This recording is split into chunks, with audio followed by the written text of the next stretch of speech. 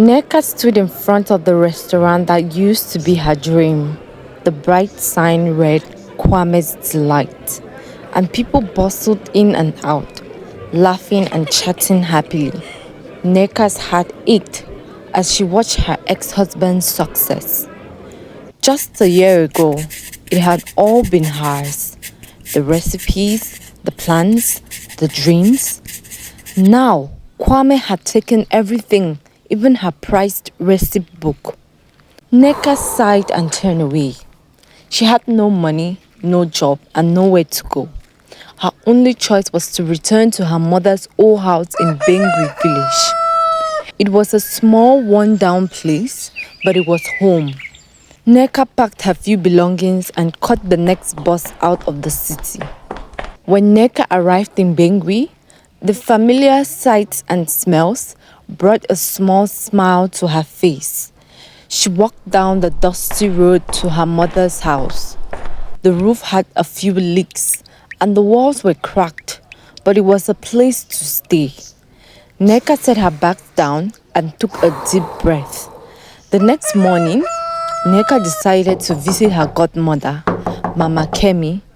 Mama Kemi was always full of wise advice and comforting words. When Nneka arrived, Mama Kemi welcomed her with open arms. "My dear Nneka, it's so good to see you," Mama Kemi said, hugging her tightly. "What brings you back to the village?" Nneka explained everything that had happened with Kwame and how he had stolen her dreams. Mama Kemi listened quietly, nodding her head.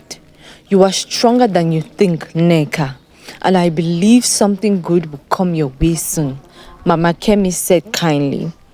As they sat together, Nneka noticed a colorful flyer on the table. It read, "The Great Jollof Cooking-Off. Win the golden spoon and $50,000 to open your own restaurant." Nneka's eyes widened.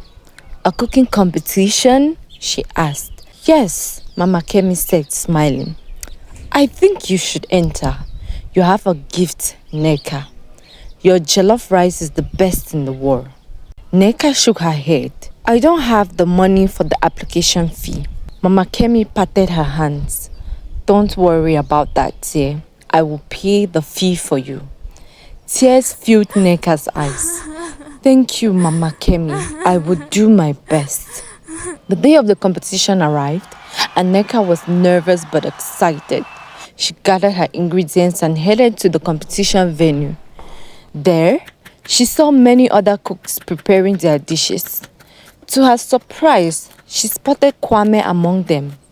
He smirked when he saw her. "So you've decided to compete too?" Kwame sneered. "Good luck. You'll be needing it." Nneka ignored him and focused on her cooking.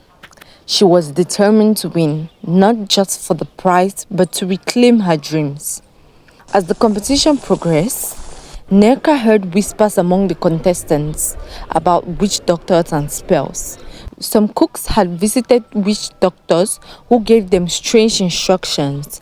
One cook was stirring her jollof rice counterclockwise with a special branch at midnight. Another was chanting incantations while cooking. Kwame too had gone to several witch doctors, each giving him different spells to try.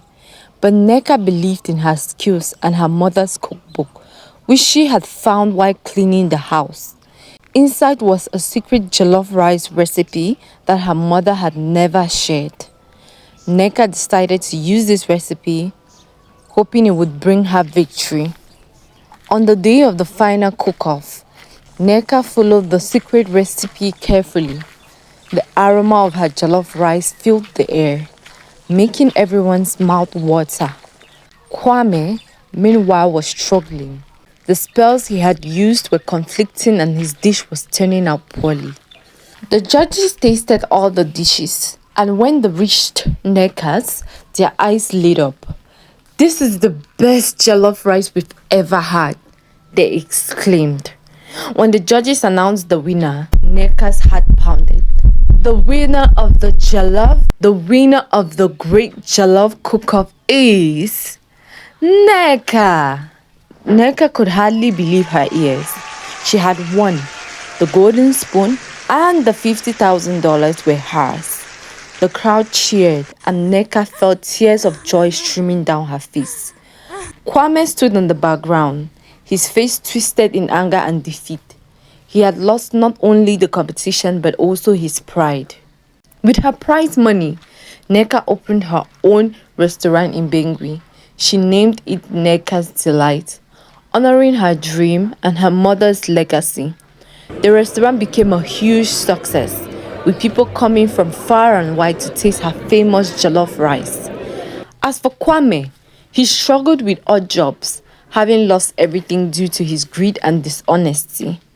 Nneka, on the other hand, had found her true path, filled with happiness and fulfillment. Nneka's restaurant, Nneka's Delight, was flourishing. Every day the tables were full and the kitchen was bustling with activity. Nneka hired a small team of dedicated staff, including a young apprentice named Amara, who reminded her of herself. One evening, as Nneka was closing up, a stranger approached her.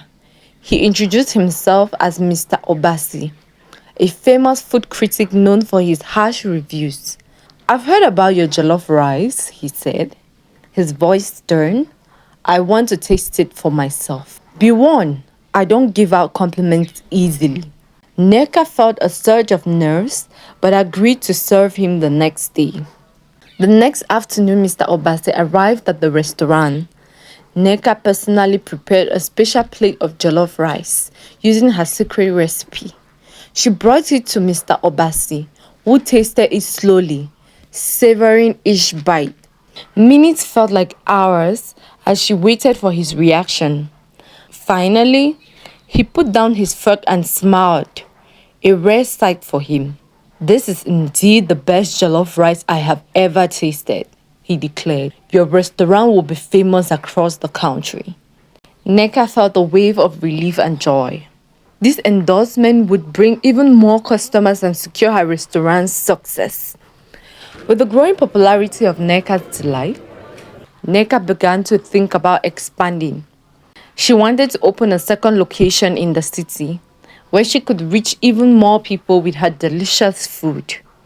She consulted with Mama Kemi and her staff. Everyone was excited and supportive of the idea. They began making plans, looking for a perfect spot in the city. While scouting locations in the city, Nneka met a kind businessman named Mr. Ade. He was impressed by her story and success. "I believe in your vision, Nneka," he said. "I want to invest in your new restaurant. Together, we can make it even bigger and better." Nneka was thrilled by the offer and accepted his help.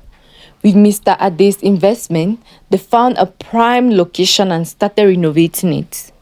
However, not everything went smoothly.